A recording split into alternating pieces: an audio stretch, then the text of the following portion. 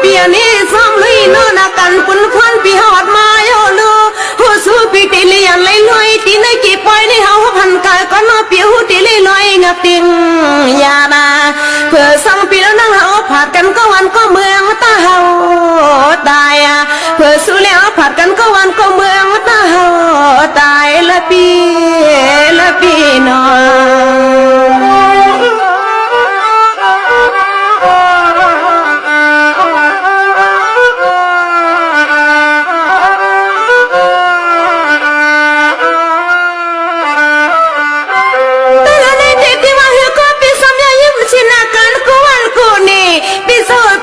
ก็เลยลอยหยัดปีสหูที่ก็เลยลอยผัดซ้ำอ่อนนี้ที่เพื่อนรักกันก็เลยลอย